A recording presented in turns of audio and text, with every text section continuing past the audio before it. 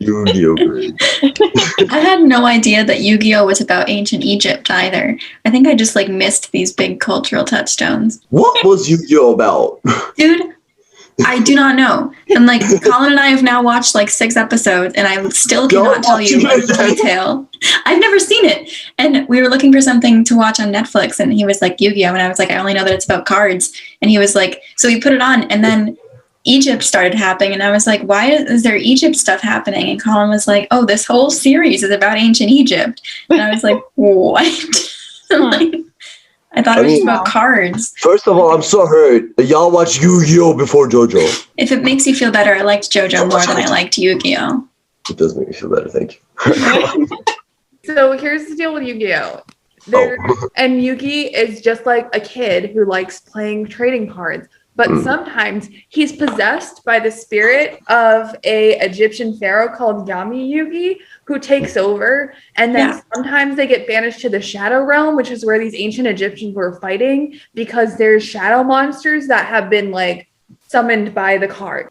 And he gets a little older and bigger. And Yugi becomes Yu-Gi-Oh! Is what I've learned. And they're different people, kind of. Kind of, but also not. And his power, because they all have special powers, his power is that he's better at cards. I will destroy you in this card game. They all have much better powers. Like one can like take you through a television and like telekinesis.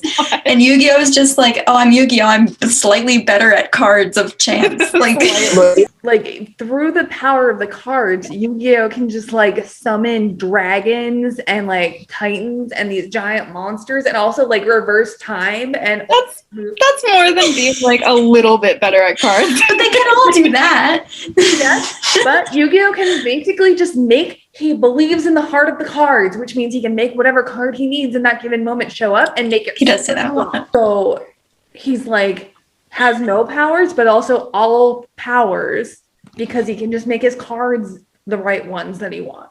All the powers of the cards. And sometimes he uses it to defeat monsters and sometimes he uses it for gambling. Yeah, there's lots of gambling. There's also just like this useless grandpa who like does nothing but get kidnapped. Oh, grandpa. In the first like episode, he's like, oh, like grandpa has this super rare card called a Blue Eyes White Dragon, which is a dumb name. And then this Blue Eyes White Dragon like gets lost. And then this other like enemy boy has like, he's like, I have the Blue Eyes White Dragon and I'm going to destroy it. And then it's like, oh shit. Oh. And then he's like, hey, I have 3 other Blue Eyes White Dragons, and I'm going to like use them to defeat you. Which begs the question: why did he destroy the 4th one when he could have had 4 Blue Eyes White Dragons not addressed? And then Yu-Gi-Oh! Is just like, oh, Yugi, it's like time to become slightly older and slightly better at cards, and he does. And I guess defeats him. I forget, it was a while ago. The grandpa's just still sad. Oh. I'm trying to remember if like Yu-Gi-Oh! Is basically when Yami Yugi possesses him, but like not. Yu-Gi-Oh! Is like Egypt version. I don't know. I certainly don't know. Yu-Gi-Oh! Doesn't make any sense, dude.